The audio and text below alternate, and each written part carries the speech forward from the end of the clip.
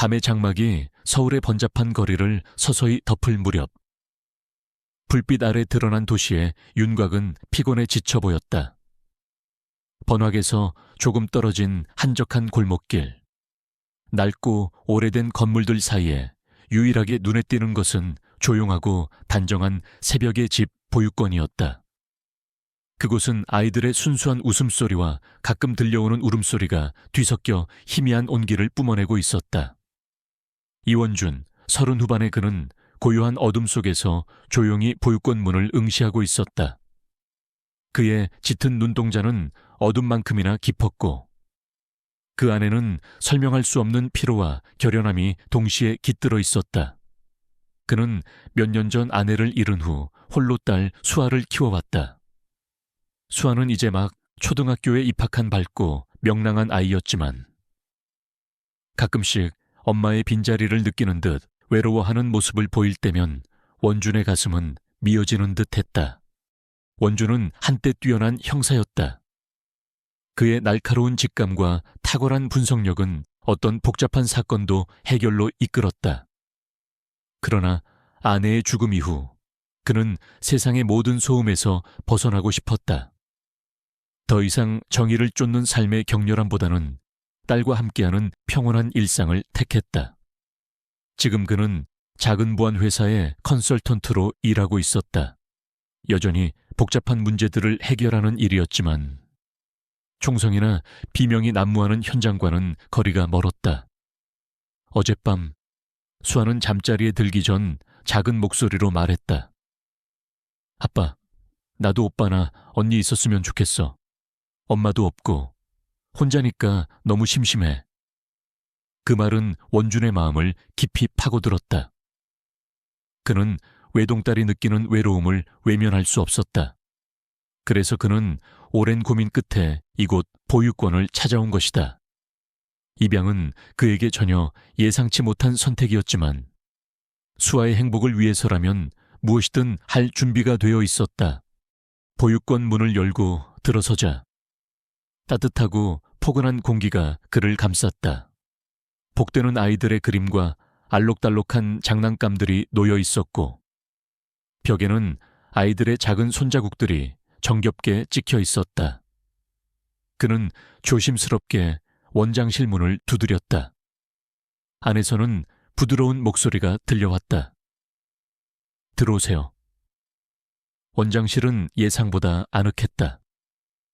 벽에는 수많은 아이들의 사진이 걸려 있었고 책상 위에는 아이들이 직접 만든 것으로 보이는 종이 공예품들이 놓여 있었다.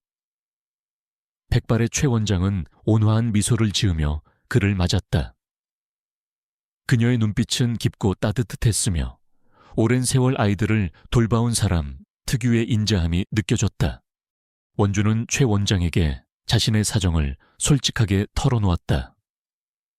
아내를 잃고 홀로 딸을 키우며 느끼는 어려움, 그리고 수아가 형제자매를 원하는 간절한 마음까지. 최 원장은 그의 이야기를 묵묵히 들어주었다. 그녀의 표정에는 연민과 이해가 가득했다. 원준 씨의 마음, 충분히 이해합니다. 아이들을 사랑하는 부모님의 마음은 다 같으니까요. 그녀는 잠시 생각에 잠기더니 조심스럽게 말을 꺼냈다. 최근에 이곳에 온 아이들이 있어요. 태어난 지 얼마 되지 않아 버려진 쌍둥이 남매인데 몸이 약해서 병원에서 오랫동안 지내다가 이제 막 저희 보육원으로 왔어요. 아직 정식으로 입양이 진행되지는 않았지만 건강 문제 때문에 마땅한 입양 가정을 찾기 쉽지 않았습니다. 혹시 관심이 있으신가요? 쌍둥이. 원준의 심장이 순간 쿵 하고 내려앉는 듯 했다. 그는 수아가 형제자매를 원한다는 것은 알았지만 한 번에 두 아이를 입양하는 것은 생각지도 못했던 일이었다. 게다가 갓난아기 쌍둥이라니. 그는 혼자서 수아를 키우는 것도 버거운 때가 많았다. 이제 막 학교에 들어간 수아의 교육과 심리적인 안정, 그리고 두 갓난아기까지 감당할 수 있을까? 그러나 동시에 그의 마음속 깊은 곳에서는 묘한 끌림이 느껴졌다. 마치 운명처럼 다가온 기회 같았다. 그는 잠시 고민하다가 고개를 끄덕였다. 네, 만나보고 싶습니다. 최 원장은 부드러운 미소를 지으며 그를 안내했다. 아기들이 잠들어 있는 보육실은 조용하고 아늑했다. 작은 아기 침대 2개가 나란히 놓여 있었고 그 안에는 2명의 아기가 곤히 잠들어 있었다.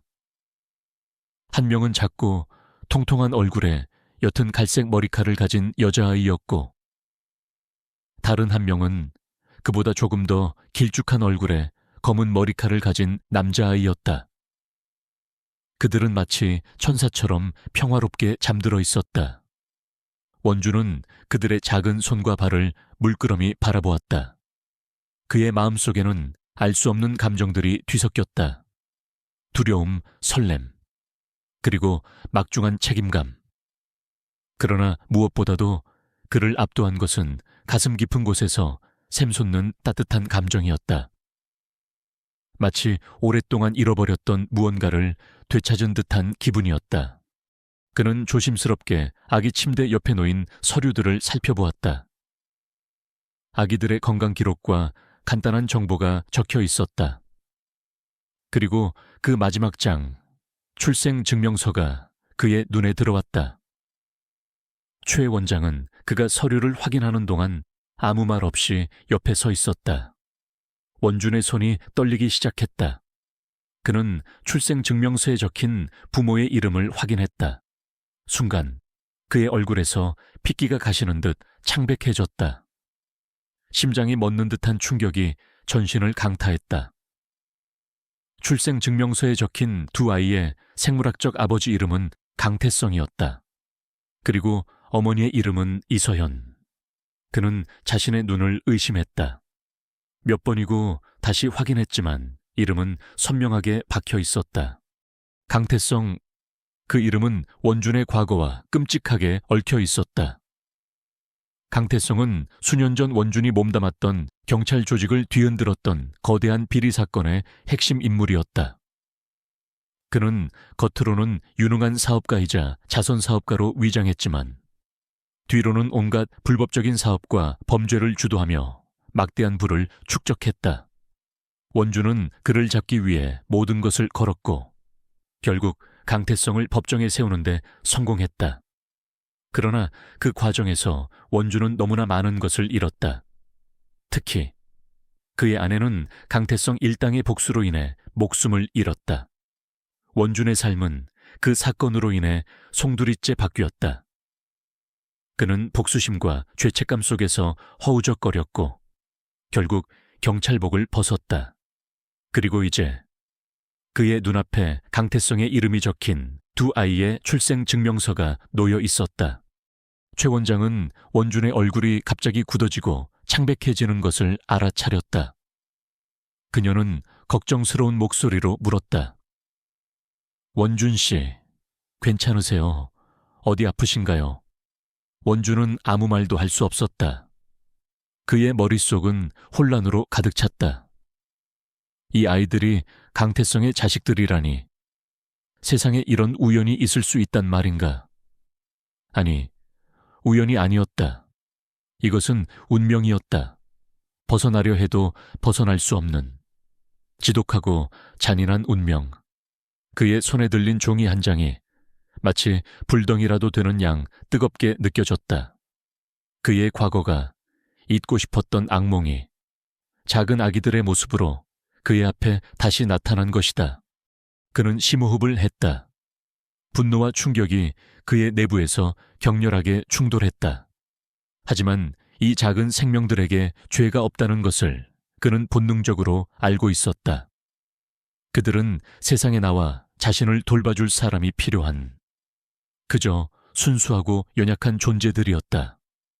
그가 이 아이들을 외면한다면 그것은 그의 아내가 그에게 가르쳐 주었던 정의와 인간성에 대한 배신과 다름없었다. 하지만 강태성의 아이들을 자신의 집으로 데려온다니 그것은 매일 밤 악몽을 꾸게 할지도 모르는 일이었다. 그의 마음은 고통스럽게 찢어지는 듯했다. 최 원장은 원준의 반응에서 무언가 심상치 않은 일이 벌어지고 있음을 직감했다. 그녀는 조용히 그의 어깨에 손을 얹었다. 무슨 일인지 모르겠지만 아이들은 죄가 없습니다. 원준 씨. 그녀의 말은 원준의 이성을 다시 붙잡는 닭과 같았다. 그래, 아이들은 죄가 없다. 그들의 부모가 누구이든 그들은 순수한 생명이다. 그의 딸 수아 또한 이 아이들을 형제자매로 받아들이고 싶어 한다. 그는 자신의 개인적인 복수심이나 과거의 아픔 때문에 이 아이들의 미래를 빼앗을 수는 없었다. 원준은 천천히 고개를 들었다. 그의 눈은 여전히 복잡한 감정들로 뒤엉켜 있었지만 그 안에는 새로운 결단이 빛나고 있었다. 그는 최 원장을 바라보았다. 원장님, 이 아이들을 입양하겠습니다. 그의 목소리는 낮고 단호했다. 최 원장은 놀란 표정을 지었지만 이내 온화한 미소를 되찾았다. 그녀는 원준의 어깨를 두드리며 말했다. 훌륭한 결정이십니다. 분명 좋은 아버지가 되실 거예요. 하지만 원준의 마음속에는 폭풍이 휘몰아치고 있었다. 그는 강태성과의 악연이 이제 이 아이들을 통해 새로운 국면을 맞이하게 될 것을 직감했다. 이 입양은 단순히 두 아이를 가족으로 받아들이는 행위를 넘어 그의 과거와 현재, 그리고 미래를 송두리째 뒤흔들 거대한 서막에 불과했다. 그는 알 수 없는 불안감과 함께 알 수 없는 결연함으로 주먹을 꽉 쥐었다. 이 아이들이 강태성과 어떤 연관이 있든 그는 그들을 지켜낼 것이었다. 그리고 어쩌면 이 아이들을 통해 그는 잊고 싶었던 과거의 진실에 더 깊이 다가가게 될지도 모른다는 예감이 그의 등골을 오싹하게 만들었다. 원준은 보육권을 나서며 밤 공기를 깊이 들이마셨다. 서울의 밤은 여전히 분주했지만 그의 내면은 고요한 폭풍 속에 갇힌 듯했다. 강태성의 이름이 적힌 출생증명서는 그의 손에서 구겨져 있었다. 그는 그 종이 조각을 찢어버리고 싶은 충동을 느꼈지만 차마 그러지 못했다. 이 두 아이가 강태성의 자식이라는 사실은 그의 복잡한 감정을 더욱 뒤흔들었다. 분노, 슬픔, 그리고 과거의 그림자가 다시금 그의 삶을 뒤덮으려 하는 듯했다. 그는 채 올라탔지만 시동을 걸지 못했다. 핸들을 잡은 손은 떨리고 있었다. 눈을 감자 아내의 웃는 얼굴이 떠올랐다. 그리고 이내 그 웃음이 피로 물든 악몽으로 변하는 순간이 스쳐 지나갔다. 강태성. 그 이름은 그의 모든 불행의 시작이자 끝이었다. 강태성은 수많은 사람들에게 고통을 안겼고 그 중에는 원준의 아내도 있었다. 원준은 강태성을 잡기 위해 모든 것을 바쳤다. 잠복 근무를 밥 먹듯이 하고 위험한 작전에도 망설임 없이 뛰어들었다. 마침내 강태성을 구속했을 때 그는 정의가 승리했다고 믿었다. 하지만 강태성 일당의 잔혹한 복수는 그의 믿음을 산산조각 냈다.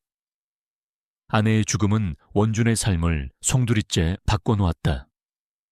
그는 정의를 쫓는 것에 대한 회의감에 시달렸고 결국 경찰복을 벗었다.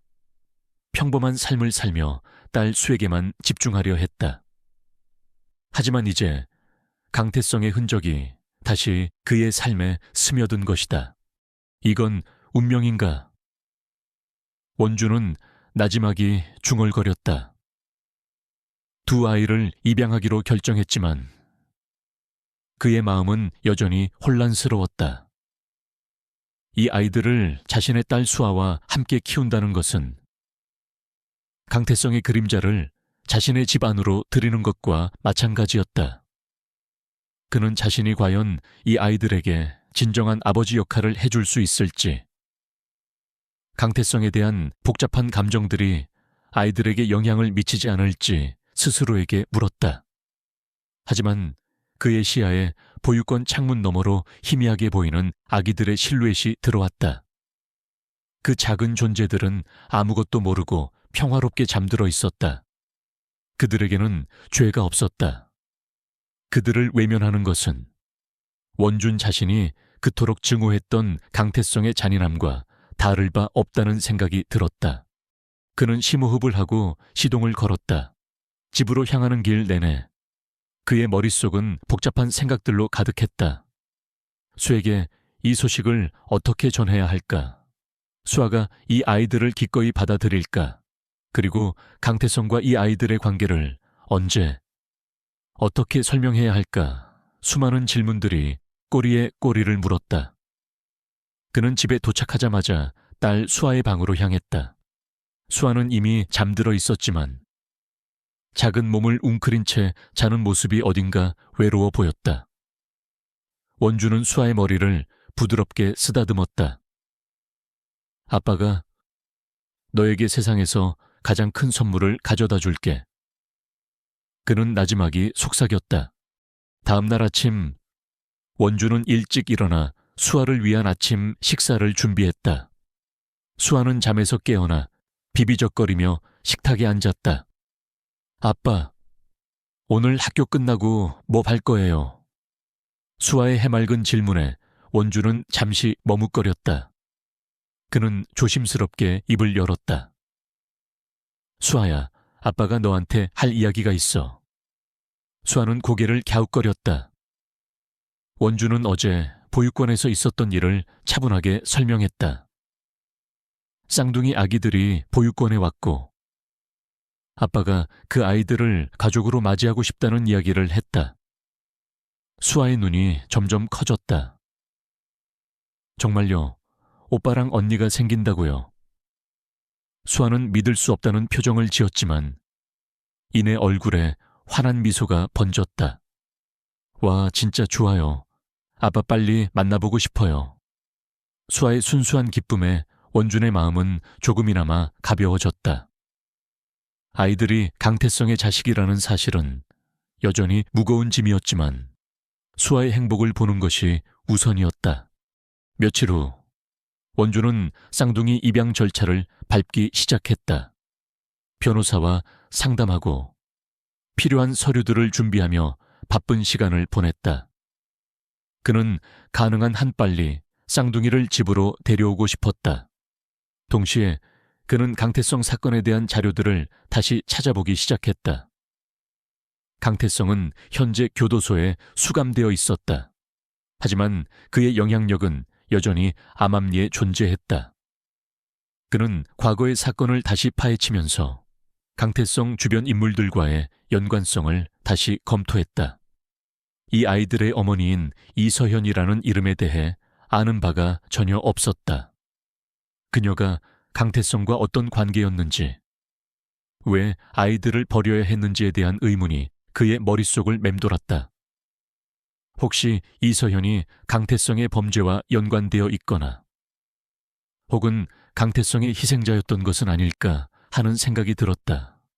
원주는 과거 동료였던 형사 박민준에게 연락했다. 박민준은 강태성 사건을 함께 해결했던 믿음직한 파트너였다. 원준이 경찰을 그만둔 후에도 그들은 가끔 연락을 주고받았다. 박민준은 여전히 강력반에서 근무하고 있었고 서울 시내의 모든 범죄 정보에 능통했다. 원준은 조심스럽게 이서현이라는 이름에 대해 물었다. 민준아, 혹시 이서현이라는 이름 들어본 적 있어? 강태성 사건과 관련해서 말이야. 박민준은 잠시 침묵하더니 의외의 대답을 했다. 이서현, 익숙한 이름인데 잠깐만 내가 자료 좀 찾아볼게. 몇 분 후 박민준의 목소리가 들려왔다. 원준아, 이서현은 강태성 사건 당시 참고인으로 몇 번 조사를 받았던 인물이야. 강태성이 운영하던 미술품 갤러리의 큐레이터였지. 근데 특이한 건 조사를 받을 때마다 진술이 오락가락했어. 뭔가 숨기는 듯한 느낌을 받았지. 결정적인 증거가 없어서 더 깊게 파고들지는 못했어. 왜 갑자기 그 이름을 묻는 거야? 원주는 순간 망설였다. 쌍둥이 입양 사실과 그들이 강태성의 자식이라는 것을 밝힐 수는 없었다. 그는 자신의 사적인 감정 때문에 수십 년을 함께 해온 동료에게 부담을 주고 싶지 않았다. 아니, 그냥 예전에 봤던 서류 중에 그 이름이 있어서 궁금해서. 특별한 건 아니야. 원주는 얼버무렸다. 박민주는 의아해 하는 듯 했지만 더 이상 묻지 않았다. 하지만 원주는 박민민이 뭔가 더 알고 있음을 직감했다. 그는 이서현이라는 인물이 단순한 큐레이터가 아니었을지도 모른다는 생각을 떨칠 수 없었다. 이서현이 강태성의 범죄에 연루된 공범일까? 아니면 강태성의 협박에 시달리던 피해자일까? 원주는 보육원에서 쌍둥이의 건강 기록을 다시 확인했다. 두 아이는 윤서와 윤호라는 가명이 붙어 있었다. 그리고 아이들의 혈액형이 눈에 들어왔다. 윤서는 A형, 윤호는 O형. 이서연의 혈액형에 대한 정보는 없었다. 원주는 작은 단서라도 놓치지 않으려 애썼다. 그는 자신의 오랜 습관대로 정보를 조합하고 분석하기 시작했다. 강태성 사건 당시에 모든 자료를 다시 꺼내어 보았다. 수많은 문서와 사진들 속에서 이서연의 얼굴이 있는 사진을 발견했다. 그녀는 강태성과 함께 미술품 갤러리 개관식에 참석한 모습이었다. 화려하고 지적인 외모의 여인이었다. 그러나 그녀의 눈빛은 어딘가 불안해 보였다. 그날 밤 원주는 잠자리에 들기 전 자신의 방에 있는 금고를 열었다. 그 안에는 그가 경찰 생활을 하며 모아둔 비밀 자료들이 들어있었다. 특히 강태성 사건 관련 자료들은 일반적인 기록보다 훨씬 상세하고 깊은 내용들을 담고 있었다. 그는 이서현에 대한 정보를 집중적으로 찾아보았다.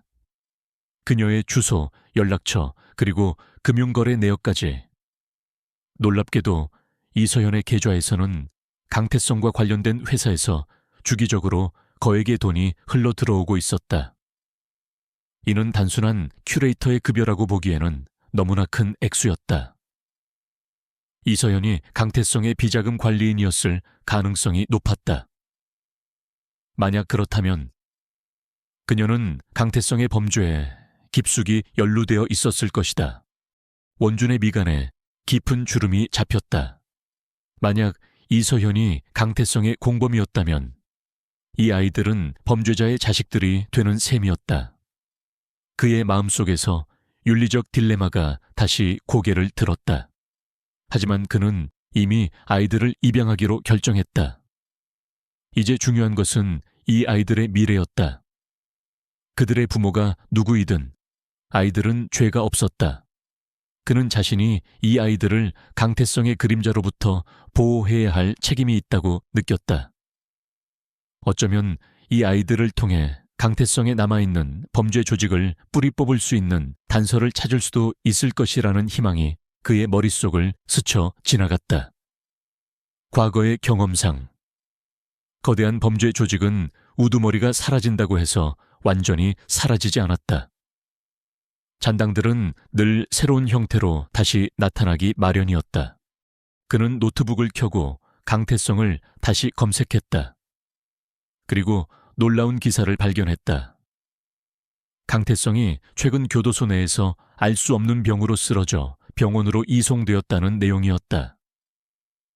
기사는 강태성이 중태에 빠졌으며 생명이 위독하다는 내용을 담고 있었다. 원준의 심장이 다시 한번 크게 뛰었다. 강태성이 죽는다면 그와 관련된 모든 비밀들이 영원히 묻힐 수도 있었다. 혹은 그 죽음이 또 다른 거대한 음모의 시작일 수도 있었다. 그는 알 수 없는 불안감에 휩싸였다. 이때 휴대폰이 울렸다. 최 원장이었다. 원준 씨, 쌍둥이 아기들이 조금 전에 갑자기 열이 나기 시작했어요. 병원으로 옮겨야 할 것 같습니다. 입양 절차는 잠시 미뤄야 할 것 같아요. 원준의 얼굴이 굳어졌다. 그는 즉시 보육원으로 향했다. 아이들이 아프다는 소식에 그의 머릿속에 가득했던 복잡한 생각들은 순식간에 사라졌다. 오직 아이들의 건강만이 중요했다. 그는 병원으로 향하는 차 안에서 자신이 이 아이들을 자신의 목숨보다 소중히 여기게 되었다는 것을 깨달았다. 강태성이 누구든 이 아이들은 이제 그의 책임이었다. 그리고 이 책임감은 그에게 새로운 힘과 동시에 새로운 위험을 예고하는 듯했다. 그는 이 아이들을 위해 그리고 자신의 과거를 정리하기 위해 강태성의 그림자와 다시 맞서 싸울 준비가 되어 있었다. 원주는 심장이 발밑으로 곤두박질 치는 듯한 기분으로 병원에 도착했다. 응급실 문을 열자마자 소독약 냄새와 함께 불안한 분위기가 그를 덮쳐왔다. 최 원장은 이미 도착해 쌍둥이가 있는 병실 앞에서 발을 동동 구르고 있었다. 그녀의 얼굴에는 걱정이 가득했다. 원준 씨 다행이다. 빨리 와주셔서. 원준은 최 원장에게 다가가 아이들의 상태를 물었다. 아이들은요, 괜찮은 겁니까? 최 원장은 한숨을 내쉬었다. 지금 막 검사를 시작했어요. 갑자기 열이 확 오르면서 숨도 가빠져서 다행히 바로 응급실로 데려왔어요. 그녀는 눈시울을 붉혔다. 어린 아기들이라 면역력이 약해서 걱정입니다. 원주는 작은 유리창 너머로 보이는 인큐베이터 안의 아이들을 바라보았다. 작은 몸들이 힘겹게 숨을 쉬고 있는 모습에 그의 가슴이 미어지는 듯했다. 윤서와 윤호. 불과 며칠 전만 해도 그저 서류 속의 이름이었던 아이들이 이제는 그의 삶 속으로 깊숙이 들어와 있었다. 그는 아이들의 작은 손을 잡아주고 싶었지만 유리벽이 그들을 가로막고 있었다. 얼마 후 의사가 지친 얼굴로 병실에서 나왔다. 원주는 다급히 의사에게 다가갔다. 선생님, 아이들은 어떤가요? 의사는 마스크를 벗으며 말했다. 다행히 고비를 넘겼습니다. 심한 폐렴 증세가 있어서 위험했지만 초기 진료가 빨라 위기를 넘긴 것 같습니다. 앞으로 며칠 더 입원해서 경과를 지켜봐야 할 것 같습니다. 특히 윤서가 좀 더 위중했네요. 원주는 안도의 한숨을 내쉬었다. 그의 다리가 풀리는 듯했다. 정말 감사합니다, 선생님. 최 원장도 눈물을 글썽이며 의사에게 감사를 표했다. 의사는 아이들이 안정됐으니 이제 걱정 말고 쉬라고 권했다. 원주는 아이들 곁을 떠나지 못하고 병실 앞에서 밤을 지샜다.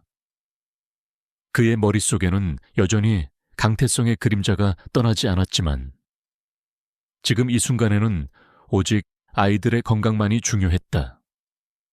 그는 자신의 선택이 옳았다고, 이 아이들을 외면하지 않은 것이 다행이라고 생각했다. 다음 날 아침 수아는 아빠의 전화를 받고 병원으로 달려왔다. 수아는 유치원복을 입은 채 병원 복도를 뛰어왔고 원주는 수아를 보자마자 따뜻하게 안아주었다. 아빠, 아기들은 괜찮아요. 수아의 눈에는 걱정이 가득했다. 응, 이제 괜찮아. 아기들은 조금 더 병원에 있어야 할 거야. 원주는 수아의 손을 잡고 병실 안을 가리켰다. 저 안에 아기들이 있어. 수아는 유리창 너머로 보이는 작은 아기들을 보고 탄성을 질렀다. 우와, 진짜 아기다, 아빠. 나 오빠랑 언니 생기는 거예요. 수아의 얼굴에는 걱정 대신 순수한 기대감이 번졌다. 그녀는 아기들에게서 눈을 떼지 못했다. 원주는 수아의 머리를 쓰다듬으며 조용히 고개를 끄덕였다. 수아의 순수한 마음이 그의 마음을 더욱 굳건하게 만들었다. 이 아이들을 지켜야 한다는 책임감이 더욱 강해졌다. 쌍둥이들이 병원에 입원해 있는 동안 원주는 낮에는 회사 일을 처리하고 밤에는 병원에서 아이들을 돌봤다. 그는 잠시라도 아이들 곁을 떠나고 싶지 않았다. 간호사들은 그의 극진한 모습에 놀라기도 했고 감동하기도 했다. 그는 아이들의 기저귀를 갈고 분유를 먹이고 작은 손을 잡아주며 밤을 보냈다. 그는 아이들의 작은 몸짓 하나하나에 집중했고 그들을 돌보는 것이 자신에게 가장 중요한 일이라고 생각했다. 아이들이 안정기에 접어들자 원주는 다시 강태성 사건에 대한 조사를 시작했다. 이서현이라는 인물이 계속해서 그의 머릿속을 맴돌았다. 그는 이서현이 단순한 참고인이 아니라는 확신을 가지고 있었다. 그녀는 강태성의 범죄에 깊숙이 연루되어 있었을 가능성이 높았다. 그는 이서현이 사라진 후 그녀의 주변 인물들에 대한 조사를 시작했다. 이서현에게 가족은 없었고 친구도 많지 않았다. 그녀는 미술계에서는 유능했지만 사생활은 베일에 쌓여 있었다. 원주는 자신의 오랜 네트워크를 이용했다. 그는 과거 강태성 사건을 담당했던 검찰 측 관계자들에게 조심스럽게 이서현에 대해 물었다. 대부분은 그녀를 단순한 참고인으로 기억하고 있었지만 한 검사는 이서현이 강태성의 비자금 흐름을 가장 잘 알고 있는 인물 중 하나였다고 귀띔해 주었다. 하지만 그녀는 조사 과정에서 모든 것을 부인했고 결정적인 증거가 없어 더 이상 추궁할 수 없었다고 했다. 원주는 이서현이 아이들을 버린 이유가 강태성과의 관계 때문일 것이라고 추측했다. 어쩌면 강태성의 협박에 시달렸거나 그의 범죄에 너무 깊이 연루되어 도피한 것일 수도 있었다. 그는 이서현이 살아있다면 아이들을 버릴 수밖에 없었던 이유를 설명해 줄 것이라고 생각했다. 하지만 현재 이서현의 행방은 묘연했다. 그는 강태성 사건 기록을 다시 면밀히 검토했다. 강태성의 미술품 갤러리는 단순히 그림을 사고 파는 곳이 아니었다. 비자금을 세탁하고 불법적인 거래를 은폐하는 통로로 이용되었다. 이서현은 그 갤러리의 큐레이터였고 강태성에 가장 가까운 곳에서 그의 모든 사업을 지켜보았을 것이다. 그녀는 강태성의 추악한 비밀을 가장 많이 알고 있는 인물 중 하나였을 것이다. 원주는 이서현의 행방을 쫓기 위해 사설 탐정까지 고용했다. 그는 탐정에게 이서현의 사진과 함께 그녀의 마지막 행적에 대한 정보를 넘겼다. 탐정은 며칠 후 흥미로운 정보를 가지고 돌아왔다. 이서현은 강태성이 구속된 직후 한국을 떠났다는 것이었다. 그녀는 베트남으로 출국했고 그 이후로는 행적이 불분명했다. 베트남. 원준의 머릿속에 새로운 단서가 번개처럼 스쳐 지나갔다. 왜 하필 베트남이었을까? 그는 베트남과 관련된 강태성의 사업을 떠올렸다. 강태성은 베트남에도 여러 개의 유령 회사를 가지고 있었다. 그는 그것을 이용해 마약 밀수, 인신매매 등 온갖 불법적인 사업을 벌였다. 이서현이 베트남으로 도피한 것은 우연이 아닐 터였다. 그녀는 강태성의 비밀을 지키거나 혹은 강태성의 남은 재산을 관리하고 있을 가능성이 있었다. 원주는 강태성에게 아직 밝혀지지 않은 비밀들이 있을 것이라고 확신했다. 그리고 그 비밀의 열쇠를 이서현이 쥐고 있을 가능성이 높았다. 아이들의 입양 절차가 마무리 단계에 접어들었다. 원주는 아이들을 집으로 데려올 준비를 했다. 수아는 매일 아기들을 만날 날만을 손꼽아 기다렸다. 원주는 아이들을 위해 아기 침대와 유아용품들을 준비하며 벅찬 마음을 감출 수 없었다. 이 아이들이 강태성의 자식이라는 사실은 여전히 그의 마음속에 그림자로 남아 있었지만 이제 그는 더 이상 그 그림자에 갇혀 있지 않았다. 그는 아이들을 자신의 가족으로 받아들이고 그들을 사랑하고 보호할 준비가 되어 있었다. 하지만 동시에 그는 불안감을 떨칠 수 없었다. 강태성이 병원에서 사경을 헤매고 있다는 소식은 묘한 예감을 불러 일으켰다. 그가 죽는다면 모든 것이 끝날 수도 있지만 반대로 새로운 시작이 될 수도 있었다. 강태성이 죽기 전에 혹시라도 그와 관련된 비밀들이 세상에 드러날 가능성은 없을까? 혹은 그가 죽은 후 그의 잔당들이 이 아이들을 노릴 가능성은 없을까? 원주는 자신의 가족을 보호해야 한다는 책임감이 더욱 커졌다. 입양 당일, 원주는 수아와 함께 보육원으로 향했다. 수아는 잔뜩 들뜬 얼굴로 아빠의 손을 잡고 있었다. 보육원에 도착하자 최 원장이 밝은 얼굴로 그들을 맞았다. 쌍둥이들은 건강하게 자라 있었다. 통통한 볼살과 초롱초롱한 눈망울을 가진 그들은 원준을 향해 천진난만하게 웃었다. 그들의 순수한 미소에 원준의 마음은 따뜻해졌다. 원준은 수에게 윤서와 윤호를 소개했다. 수아는 조심스럽게 아기들에게 다가가 작은 손으로 쓰다듬었다. 안녕, 오빠. 안녕, 언니? 수아의 목소리에는 행복이 가득했다. 원준은 그 모습을 보며 미소 지었다. 그의 선택이 옳았음을 다시 한번 확신하는 순간이었다. 하지만 동시에 그의 마음 한구석에는 무거운 책임감과 함께 과거의 그림자가 드리워져 있었다. 이 아이들은 그의 삶에 새로운 행복을 가져다 주었지만 동시에 그를 강태성이라는 이름으로 얽힌 과거의 미스터리로 다시 끌어들이고 있었다. 그는 이 모든 것을 감당해야 했다. 이 아이들을 위해서, 그리고 아내의 못다 이룬 정의를 위해서 원준의 집은 쌍둥이 윤서와 윤호가 오면서 활기를 되찾았다. 수아는 오빠와 언니가 생긴 것에 진심으로 기뻐하며 학교에서 돌아오면 아기들 곁을 떠나지 않았다. 그녀는 작은 손으로 아기들의 손을 잡고 조심스럽게 쓰다듬으며 귀여운 목소리로 동화책을 읽어주곤 했다. 원주는 딸의 그런 모습에 흐뭇했지만 동시에 이 행복이 깨질까봐 늘 불안감에 시달렸다.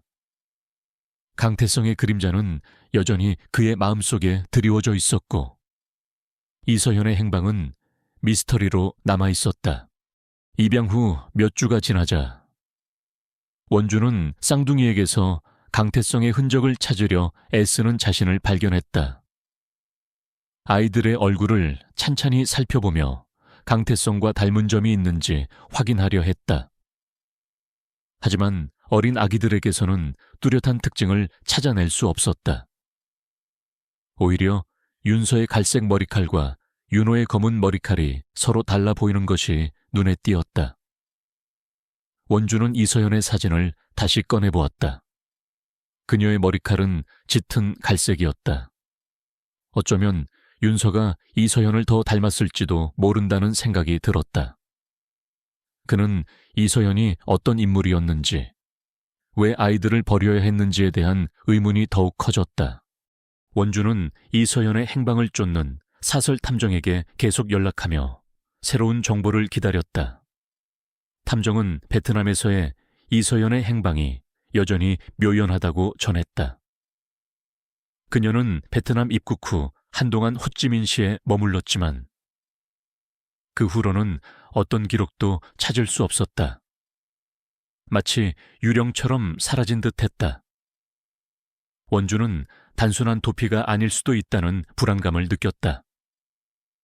어쩌면 이서연은 강태성의 잔당들에게 제거되었거나 혹은 다른 거대한 음모에 휘말렸을 수도 있었다. 한편 강태성이 입원해 있는 병원에서 뜻밖의 소식이 들려왔다. 강태성의 상태가 급격히 악화되어 위독하다는 것이었다. 그의 변호사는 강태성이 죽기 전에 가족들을 만나고 싶다는 요청을 했다고 전했다. 하지만 강태성에게는 공식적인 가족이 없었다. 원주는 이 소식에 묘한 불안감을 느꼈다. 강태성이 죽음을 앞두고 있다는 것은 분명했지만 과연 그가 조용히 죽음을 맞이할 것인가? 아니면 죽기 전에 어떤 마지막 수를 쓸 것인가? 그는 강태성 같은 인물이 순순히 죽음을 받아들일 것이라고는 생각하지 않았다. 원주는 강태성 사건 당시의 수사 기록을 다시 꺼내어 보았다. 강태성은 수많은 미술품을 수집했고 그중 상당수는 불법적으로 거래된 것이었다. 특히 그가 집착했던 것은 멸종 위기종 동물의 박제와 희귀한 보석들이었다. 이러한 물품들은 단순히 소유욕 때문이 아니라 강태성의 불법 자금 세탁 및 비자금 조성에 이용되었을 가능성이 높았다. 그는 강태성의 비자금 흐름을 추적하다가 막다른 골목에 다다른 경험이 있었다. 돈의 흐름은 너무나 복잡했고 수많은 유령 회사들을 통해 교묘하게 위장되어 있었다. 그는 문득 이서현이 강태성의 비자금 관리인이었을 가능성에 대해 다시 생각했다. 만약 이서현이 강태성의 돈을 관리했다면 그녀는 강태성의 모든 비밀을 알고 있었을 것이다. 그리고 그녀가 사라진 것은 강태성의 돈 때문일 수도 있었다. 어쩌면 그녀는 강태성의 돈을 가지고 도망쳤거나 혹은 그 돈 때문에 위험에 처했을 수도 있었다. 이서현과 쌍둥이의 관계, 그리고 강태성의 죽음은 복잡하게 얽혀 있었다. 원주는 강태성 사건과 관련된 인물들을 다시 조사하기 시작했다. 강태성의 오른팔이었던 김 이사, 강태성의 변호사였던 박 변호사, 그리고 강태성의 미술품 갤러리에서 일했던 다른 직원들까지. 그는 이들이 강태성 사후에 어떤 움직임을 보일지 주시했다. 특히 김 이사는 강태성이 구속된 후에도 여전히 막강한 영향력을 행사하고 있었다. 그는 강태성의 잔당들을 이끌고 불법적인 사업을 계속 이어가고 있을 가능성이 높았다. 어느 날 저녁, 원주는 수아가 잠든 후 거실에 앉아 깊은 생각에 잠겼다. 그때 그의 휴대폰으로 알 수 없는 번호에서 전화가 걸려왔다. 발신자는 익명으로 표시되어 있었다. 원주는 잠시 망설이다가 전화를 받았다. 여보세요. 수화기 너머에서는 낮은 목소리가 들려왔다. 이원준 씨 맞으시죠?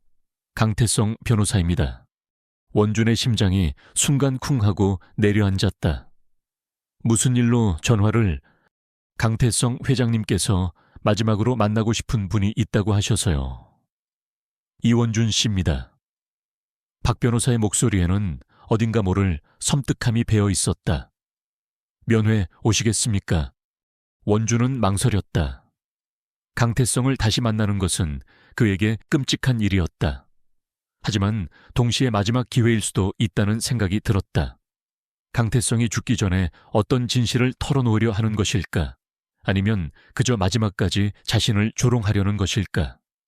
그는 강태성의 의도를 알 수 없었지만 이 기회를 놓칠 수는 없었다. 그는 아내의 죽음에 대한 진실, 그리고 쌍둥이 아이들과 이서현에 대한 비밀을 밝혀낼 실마리를 찾을 수도 있었다. 언제 가면 됩니까? 원준의 목소리는 차분했지만 그의 손은 떨리고 있었다. 박 변호사는 강태성이 있는 병원과 면회 시간을 알려주었다. 다음 날 오후 2시. 원준은 잠자리에 들었지만 한숨도 잘 수 없었다. 강태성과의 재회는 그에게 커다란 부담이자 동시에 새로운 싸움의 시작이었다. 그는 강태성과의 대화를 통해 어떤 위험에 직면할지 예측할 수 없었다. 하지만 그는 더 이상 도망치지 않을 것이었다. 다음 날 오후 원주는 병원으로 향했다. 병실 복도는 마치 미로처럼 복잡했고 그의 심장은 점점 더 빠르게 뛰었다. 강태성이 있는 병실 문이 열리고 원주는 그의 모습을 보았다. 침대에 누워있는 강태성은 과거에 위풍당당했던 모습은 찾아볼 수 없었다. 그의 얼굴은 죽은 듯이 창백했고 몸은 앙상하게 말라 있었다. 산소 호흡기가 그의 입을 가리고 있었고 그의 눈은 깊이 패여 있었다. 그는 한때 원준의 삶을 파괴했던 거대한 악마가 아니라 그저 죽음을 기다리는 초라한 노인에 불과했다. 이 원준. 강태성은 쉰 목소리로 원준의 이름을 불렀다. 그의 목소리는 희미했지만 그 안에는 여전히 비웃음이 섞여 있는 듯했다. 네가 여기까지 올 줄은 몰랐는데. 원주는 아무 말 없이 강태성을 응시했다. 그의 마음속에는 복잡한 감정들이 뒤섞였다. 연민, 증오, 그리고 알 수 없는 허무함, 궁금한 것이 많을 텐데 강태성은 힘겹게 말을 이어갔다. 이서현, 그리고 그 아이들. 원준의 눈이 커졌다. 강태성이 먼저 이서현과 아이들에 대해 언급할 줄은 몰랐다. 당신이 왜 이 아이들을 버렸지? 이서현은 어디에 있어? 원준의 목소리에는 분노가 섞여 나왔다. 강태성은 옅은 미소를 지었다. 그의 눈에는 섬뜩한 광기가 서려 있었다. 버렸다니, 그게 무슨 소리인가?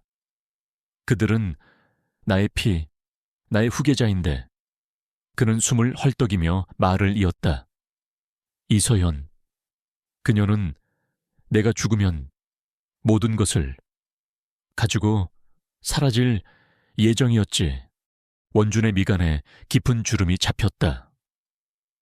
강태성의 말은 그가 예상했던 것보다 훨씬 더 충격적이었다. 이서현은 강태성의 비자금을 가지고 도주할 계획이었다는 말인가? 그리고 쌍둥이들은 강태성의 후계자였다니. 그의 가슴이 답답해졌다. 이서현은 내 모든 비밀을 알고 있었지. 강태성은 기침을 하며 말했다. 아니, 그녀는 내 비밀을 숨기는데 가장 중요한 역할을 했지.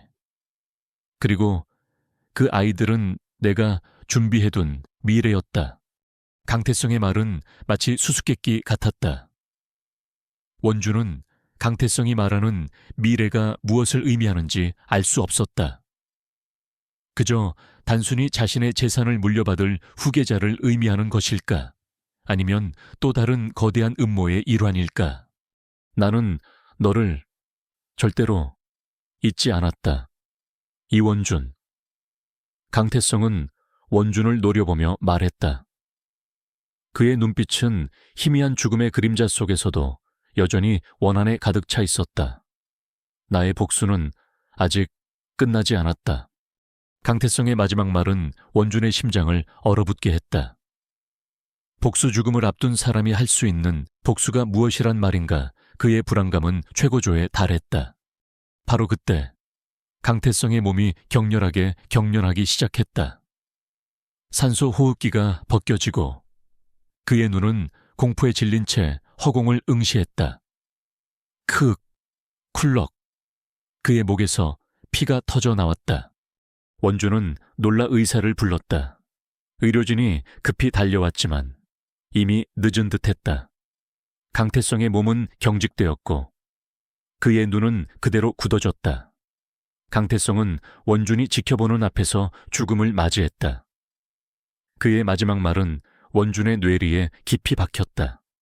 나의 복수는 아직 끝나지 않았다. 원준은 충격과 혼란 속에서 병실을 나왔다. 강태성의 죽음은 그에게 안도감을 주지 못했다. 오히려 더 큰 불안감을 안겨주었다.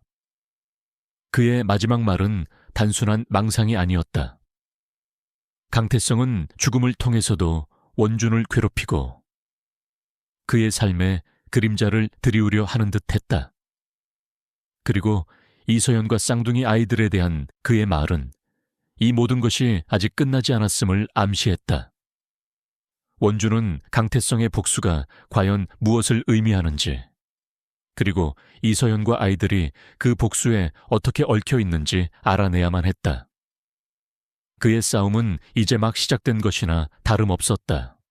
원준은 강태성의 죽음 앞에서 심장이 얼어붙는 듯했다. 그의 마지막 말, 나의 복수는 아직 끝나지 않았다. 는 원준의 뇌리에 깊이 박혔다. 강태성의 죽음은 복수를 갈망했던 원준에게 홀가분함 대신 더 큰 불안감을 안겨주었다. 그는 강태성 같은 인물이 조용히 사라질 리 없다고 확신했다. 그의 죽음은 분명 어떤 거대한 계획의 일부일 터였다. 병실을 나선 원주는 정신없이 복도를 걸었다. 박 변호사가 그의 뒤를 따라왔다. 회장님께서 마지막까지 이원준 씨를 찾으셨습니다. 박 변호사의 목소리에는 미묘한 떨림이 섞여 있었다. 그는 강태성의 죽음이 가져올 파장을 누구보다 잘 알고 있는 듯했다. 원주는 박 변호사를 날카롭게 응시했다. 강태성이 말한 복수. 그게 무슨 의미지? 그리고 이서연은 어디 있어? 아이들은 왜 버려졌지? 그의 목소리에는 다급함이 묻어났다. 박 변호사는 한숨을 내쉬었다. 죄송하지만 회장님께서 제게 알려주신 것은 없습니다. 다만 회장님께서는 늘 자신의 재산과 관련된 비밀 장부를 언급하셨습니다. 그 장부에 자신의 모든 비밀이 담겨 있다고 하셨죠. 비밀 장부. 원준의 머릿속에 번개처럼 스쳐 지나갔다. 강태성은 언제나 자신의 모든 불법적인 거래와 비자금을 비밀 장부에 기록하는 습관이 있었다. 그는 그 장부를 통해 자신을 위협하는 자들을 협박하고 자신의 영향력을 유지했다. 만약 그 장부가 존재한다면 이서현과 쌍둥이에 대한 비밀도 그 안에 담겨 있을 터였다. 그 장부는 어디에 있어? 원주는 다급하게 물었다. 박 변호사는 고개를 저었다. 모릅니다. 회장님께서는 아무에게도 그 장부의 행방을 알려주지 않으셨습니다. 다만 그 장부를 지키는 자가 있을 거라고 말씀하셨습니다. 그리고 만약 자신이 죽으면 그 장부가 세상에 드러나 이원준 씨의 삶을 파괴할 것이라고 경고하셨습니다. 강태성의 마지막 경고가 다시 한번 원준의 뇌리를 강타했다. 나의 복수는 아직 끝나지 않았다. 그 복수가 바로 비밀 장부의 공개를 의미하는 것이었다. 원준은 자신이 강태성의 죽음과 동시에 그의 그림자로부터 벗어날 수 없을 것이라는 잔인한 현실을 직감했다. 원준은 박 변호사와의 대화를 마치고 병원을 나섰다. 그의 발걸음은 무거웠다. 그는 강태성의 죽음이 새로운 전쟁의 시작임을 깨달았다. 그의 가장 큰 걱정은 쌍둥이 아이들과 딸 수아였다. 강태성이 남긴 비밀 장부가 세상에 공개된다면 아이들의 출생 비밀이 만천에 드러날 것이고 이는 그들에게 치명적인 상처가 될 터였다. 그는 즉시 사설 탐정에게 연락했다. 이서연의 행방에 대해 더 깊이 파고들어줘. 특히 베트남에서 그녀의 행적을 더욱 철저하게 조사해야 해. 그리고 강태성의 비밀 장부와 관련된 단서를 찾아줘. 강태성 주변 인물들과의 연관성을 다시 조사해야 할 것 같아. 원준의 목소리에는 결연함이 묻어났다. 그는 더 이상 지체할 수 없었다. 탐정은 원준의 요청을 받고 즉시 조사를 시작했다. 원준은 회사로 돌아와 강태성 사건 당시의 모든 자료를 다시 꺼내어 보았다. 수많은 문서와 사진들 속에서 그는 이서연이 강태성의 미술품 갤러리에서 일할 당시의 내부 네트워크를 다시 검토했다. 강태성의 갤러리는 단순히 미술품을 사고 파는 곳이 아니었다. 그의 비자금을 세탁하고 불법적인 사업을 은폐하는 주요 거점이었다. 원준은 강태성의 비자금 흐름을 다시 추적하기 시작했다. 그는 과거에 자신이 놓쳤던 단서가 있을지도 모른다고 생각했다. 강태성의 자금은 복잡한 역의 계좌와 유령 회사를 통해 전 세계로 퍼져나갔다. 이서현은 그 자금 흐름을 가장 잘 알고 있는 인물 중 하나였다. 어쩌면 그녀는 강태성의 비밀 장부의 위치를 알고 있거나 혹은 그 장부의 내용에 대한 중요한 단서를 쥐고 있을 수도 있었다. 며칠 후 탐정으로부터 연락이 왔다. 이서연에 대한 흥미로운 단서를 찾았습니다. 베트남 호찌민 시에서 그녀와 매우 흡사한 인물을 봤다는 제보가 있습니다. 그녀는 낡은 아파트 단지에 은둔하듯 살고 있다고 합니다. 그리고 그녀는 최근에 한 작은 여자아이와 함께 목격되었습니다. 아이의 나이는 쌍둥이들과 비슷해 보였습니다. 원준의 심장이 격렬하게 뛰었다. 이서현이 살아있었다니. 그리고 그녀와 함께 있는 여자아이라니. 쌍둥이 중 한 명인 윤서였을까 아니면 다른 아이였을까. 그는 혼란스러웠지만 동시에 희망의 빛을 보았다.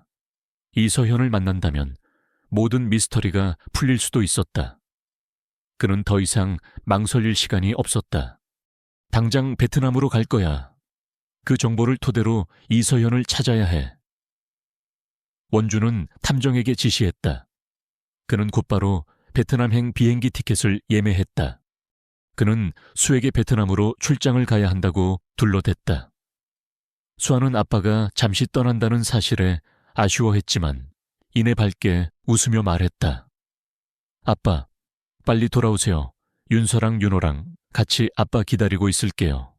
수아의 천진난만한 웃음소리는 원준의 마음을 더욱 무겁게 했다.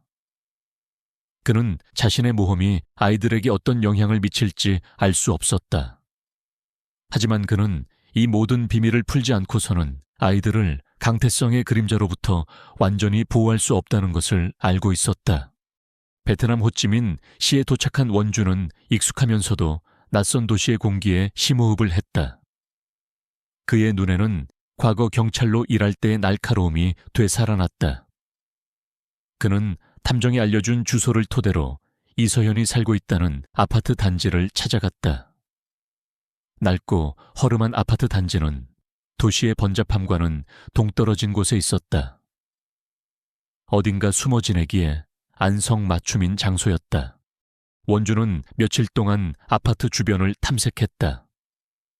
그는 이서현의 얼굴 사진을 가지고 주변 상인들에게 조심스럽게 물었다. 마침내 한 노점상 할머니가 그녀를 알아봤다. 아, 그 한국 여자 한 달 전쯤부터 여기 살기 시작했어. 아주 조용하고 착한 여자야. 어린 딸이랑 같이 다녀. 딸, 원준의 심장이 다시 한번 크게 울렸다. 이서현은 윤서와 함께 숨어 지내고 있었던 것이다. 그렇다면 윤호는 왜 혼자 버려졌을까? 그리고 이서현은 왜 한국을 떠나 베트남에 숨어 지내고 있는 걸까? 며칠간의 잠복 끝에 원주는 마침내 이서현의 모습을 발견했다. 그녀는 낡은 옷을 입고 시장에서 장을 보고 있었다. 그녀의 옆에는 작은 여자아이. 윤서가 손을 잡고 있었다. 윤서는 한국에서 보았던 그 작고 통통한 얼굴 그대로였다. 아이는 이서현의 품에 안겨 밝게 웃고 있었다. 이서현의 얼굴에는 과거의 화려함은 사라지고 지친 기색이 역력했지만 아이를 바라보는 눈빛만은 따뜻했다. 원주는 그녀에게 다가갔다. 이서현 씨. 그의 목소리에 이서현은 화들짝 놀라며 뒤를 돌아보았다. 그녀의 눈이 원준의 얼굴을 확인하자마자 경악으로 물들었다. 그녀는 윤서의 손을 잡고 도망치려 했다. 도망치지 마세요. 이서현 씨, 이야기 좀 합시다. 원준은 단호하게 말했다. 그의 목소리에는 권위가 섞여 있었다. 이서현은 윤서를 자신의 뒤로 숨기며 원준을 경계했다. 그녀의 눈빛에는 두려움과 절박함이 교차했다. 당신이 어떻게 여기에? 윤호는 어디에 있지? 왜 버렸지? 강태성이 죽기 전에 당신에 대해 이야기했어. 당신이 그의 비자금을 가지고 도망쳤다고. 원주는 단도직입적으로 물었다. 이서연의 얼굴이 창백해졌다. 그녀는 떨리는 목소리로 말했다. 아니야, 그게 다가 아니야. 강태성은 악마였어. 나는 그에게서 도망치려 했을 뿐이야. 그녀의 눈에는 눈물이 고였다. 윤호는 그들이 데려갔어. 내가 도망치려고 하자. 강태성의 부하들이 윤호를 데려갔어. 윤서만이라도 살리려고 여기에 숨은 거야. 원주는 충격에 휩싸였다. 강태성이 아이들을 이용해 이서현을 협박했다는 말인가? 그리고 윤호는 아직 강태성의 잔당들에게 붙잡혀 있다는 말인가? 그의 심장이 격렬하게 뛰었다. 강태성이 마지막으로 남긴 복수와 비밀 장부. 그리고 이서현과 쌍둥이 아이들 사이의 관계가 서서히 밝혀지는 듯했다. 그의 눈빛은 어느 때보다 날카로워졌다. 그는 이서현의 이야기가 사실이라면 강태성의 잔당들과 다시 한번 목숨을 건 싸움을 벌여야 할 것이라고 예감했다. 원주는 이서현의 떨리는 눈빛과 절박한 목소리에서 진심을 느꼈다. 그녀는 윤서를 자신의 품에 꼭 안고 있었고 그 모습은 강태성의 협박에 시달리던 피해자의 모습과 다름없었다. 강태성이 아이들을 이용해 그녀를 조종했다는 사실에 원준의 분노는 극에 달했다. 그는 강태성이 죽어서도 자신을 괴롭히고 그의 가족을 위협하려 한다는 사실에 치를 떨었다. 윤호는 어디로 끌려갔지 정확히 말해줘. 원준은 침착하게 물었지만 그의 눈빛은 타오르는 불꽃처럼 강렬했다. 이서현은 눈물을 훔치며 힘겹게 말을 이었다. 강태성이 내가 그의 지시를 따르지 않으면 두 아이를 모두 죽일 거라고 협박했어요. 그 후 그들은 내가 출국하는 날 윤호만 데려갔어요. 그리고 만약 내가 이 사실을 외부에 알리거나 도망치려 하면 윤호를 영원히 찾지 못할 거라고 했어요. 강태성에게는 해외에 숨겨둔 비밀 금고가 많았어요. 그들은 그 금고의 위치를 알기 위해 저를 이용했어요. 원주는 심장이 쿵하고 내려앉는 듯했다. 강태성의 비밀 금고, 그리고 윤호가 그 금고의 인질로 잡혀 있을 가능성이 높았다. 그의 머릿속은 복잡하게 돌아가기 시작했다. 강태성의 죽음으로 모든 것이 끝났다고 생각했던 것은 오산이었다. 오히려 그의 죽음은 더 큰 위험을 불러온 셈이었다. 강태성의 잔당들이 아직 활동하고 있다는 말인가? 원주는 물었다. 이서현은 고개를 끄덕였다. 네, 강태성이 잡혀간 후에도 그의 오른팔이었던 김이사가 모든 것을 지휘했어요. 그는 잔인하고 무자비한 사람이에요. 강태성보다 더 위험할 수도 있어요. 김이사. 원주는 강태성 사건 당시 김이사라는 인물에 대해 들은 적이 있었다. 그는 강태성의 모든 불법적인 사업을 실무적으로 처리했던 인물이었다. 강태성이 구속된 후에도 그의 조직이 여전히 건재하다는 사실은 원준에게 충격과 동시에 책임감을 안겨주었다. 그는 자신의 아내를 죽음으로 몰고 간 그들의 잔인함과 다시 맞서 싸워야 했다. 비밀 금고의 위치를 알고 있어. 원준은 조용히 물었다. 이서현은 잠시 망설이더니 고개를 저었다. 정확한 위치는 몰라요. 하지만 강태성이 죽기 전에 제게 마지막으로 알려준 단서가 있어요. 그 금고는 어둠 속의 빛이라는 미술품과 관련되어 있다고 했어요. 그리고 강태성의 모든 재산은 특정 미술품 컬렉션에 숨겨져 있다고 했고요. 어둠 속의 빛.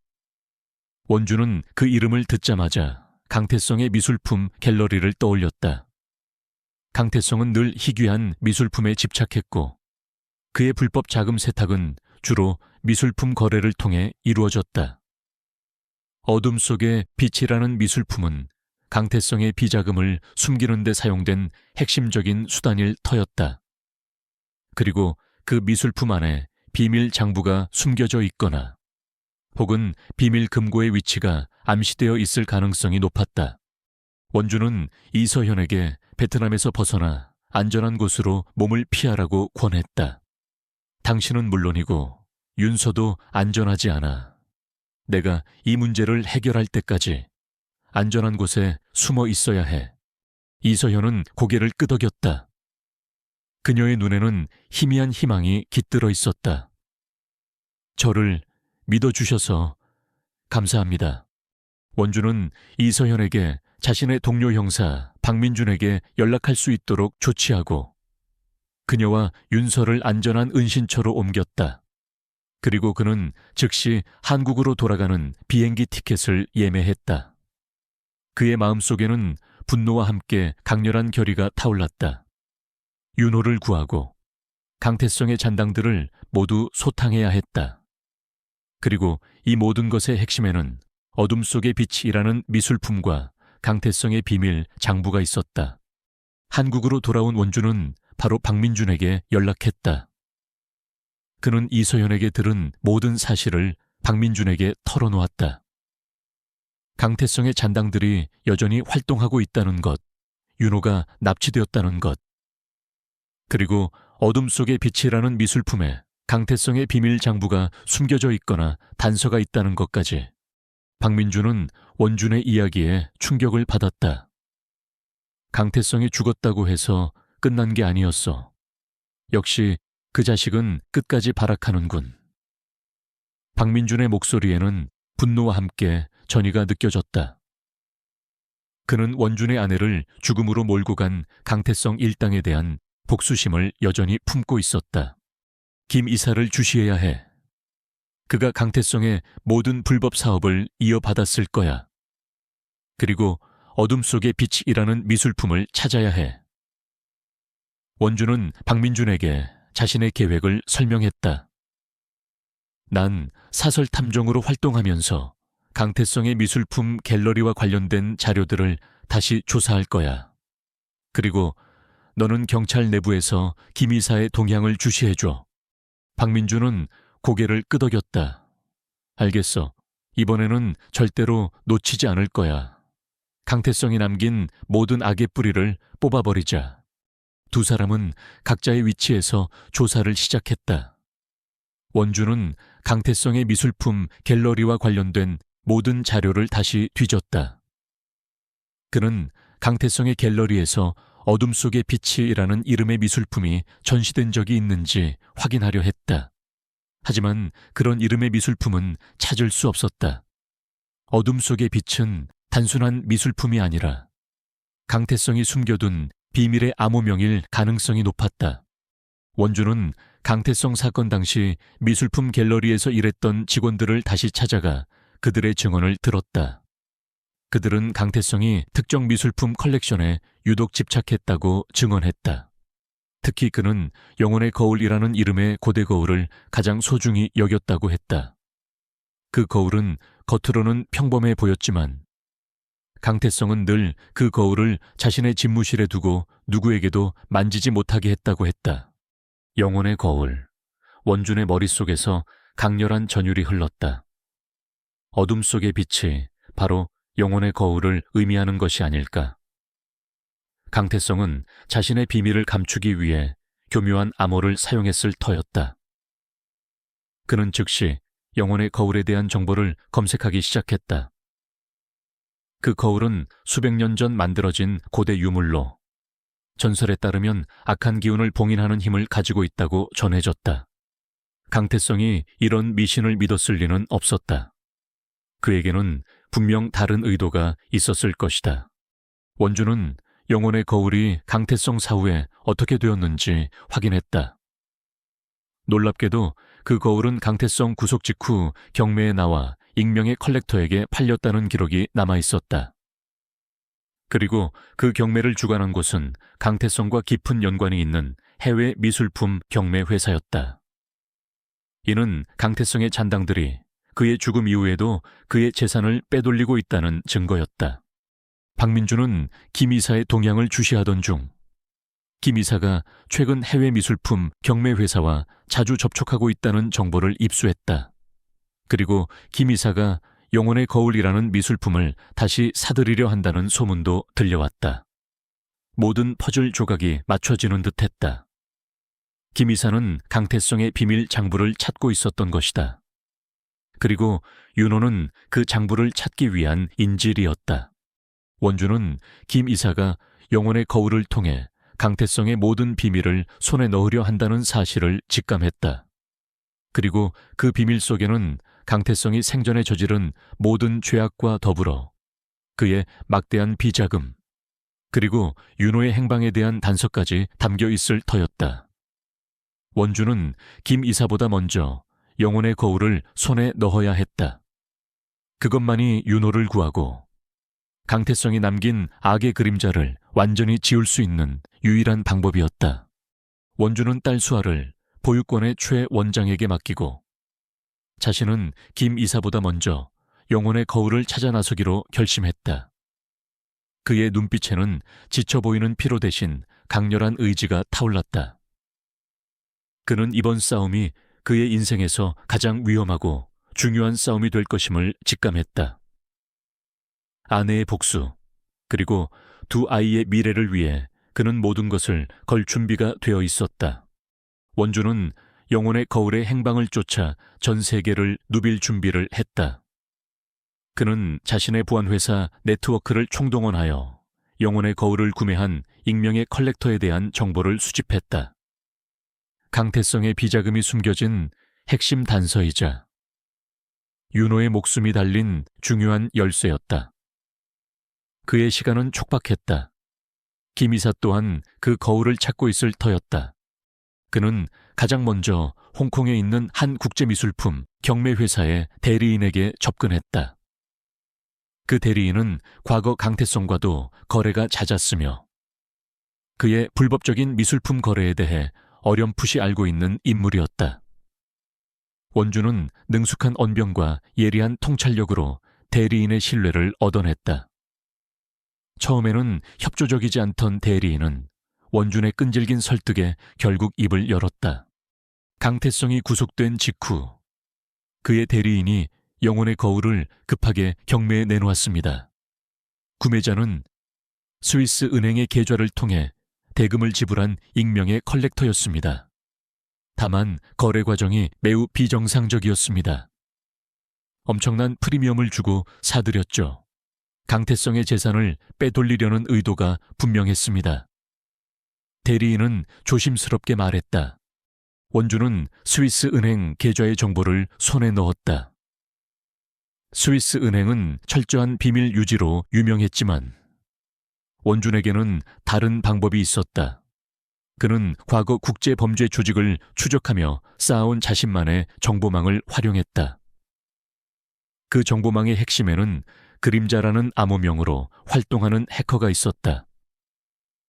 그림자는 과거 원준이 수사를 돕다가 위험에 처했을 때 그를 구해준 적이 있었고 그때부터 그는 원준에게 암암리의 정보를 제공해왔다. 원준은 그림자에게 스위스 은행 계좌의 정보를 넘기고 계좌 소유주에 대한 정보를 요청했다. 그림자는 몇 시간 후 놀라운 정보를 보내왔다. 계좌의 소유주는 이서현이었다. 원준은 충격에 휩싸였다. 이서현이 영혼의 거울을 사들였다니 그녀는 강태성의 비자금을 가지고 도망친 것이 아니라 오히려 강태성의 지시를 받아 그 돈을 숨기려 했던 것이다. 그렇다면 그녀가 자신에게 말한 모든 것이 거짓이었을까? 윤호가 납치되었다는 것도 거짓이었을까? 그의 마음속에서 혼란이 일었다. 하지만 동시에 그는 이서연이 왜 그런 거짓말을 했는지, 그녀에게 다른 의도가 있었을 수도 있다는 생각에 미치자 강렬한 직감이 스쳐 지나갔다. 그녀는 강태성의 감시를 받고 있었거나 혹은 그에게서 벗어나기 위한 다른 계획을 꾸미고 있었을 수도 있었다. 원주는 즉시 이서현에게 연락했다. 그녀는 여전히 베트남의 은신처에 머물고 있었다. 원주는 차분하게 그녀에게 영혼의 거울을 그녀가 사들였다는 사실과 스위스 은행 계좌에 대한 정보를 언급했다. 이서현은 순간 당황한 듯 했지만 이내 체념한 듯 모든 것을 털어놓았다. 맞아요. 제가 그 거울을 샀어요. 강태성이 감옥에 있을 때 저에게 모든 계획을 알려줬어요. 자신이 죽으면 김 이사가 모든 것을 손에 넣으려 할 테니 그보다 먼저 영혼의 거울을 확보해서 안전한 곳에 숨겨두라고 했어요. 그 안에 그의 모든 비밀이 담겨 있다고 했고요. 하지만 제가 강태성의 말을 듣지 않으면 윤호를 영원히 찾지 못할 거라고 협박했어요. 저는 윤호를 구하기 위해 어쩔 수 없었어요. 이서연의 목소리에는 깊은 슬픔과 함께 죄책감이 묻어났다.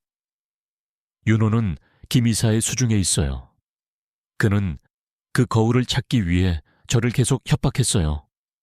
제가 윤서를 데리고 도망치자 그는 윤호를 이용해 저를 위협했죠. 저는 윤서만이라도 지키기 위해 당신에게 거짓말을 할 수밖에 없었어요.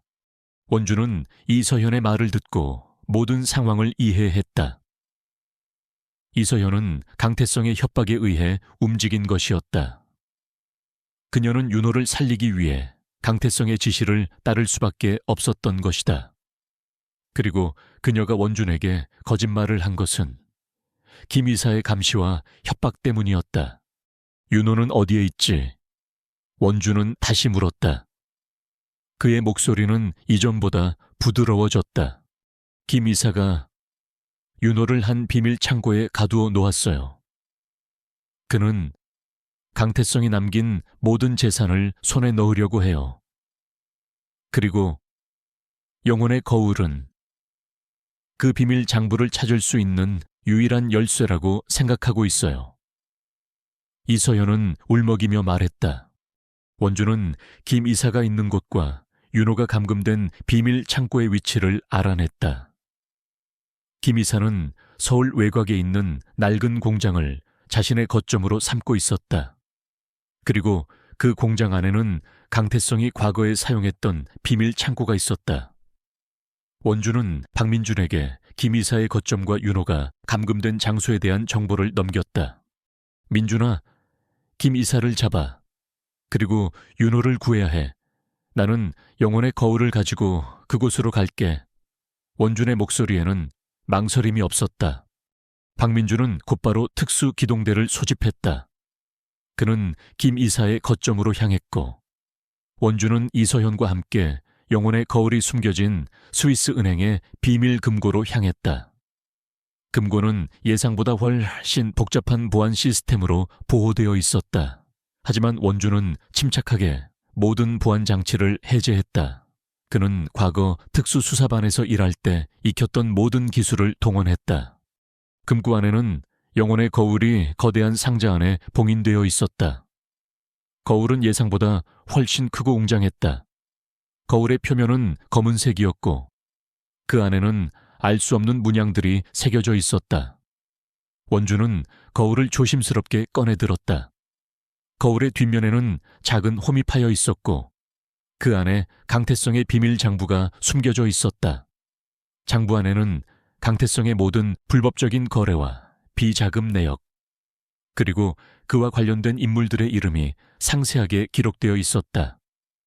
그리고 그 마지막 장에는 충격적인 내용이 적혀 있었다.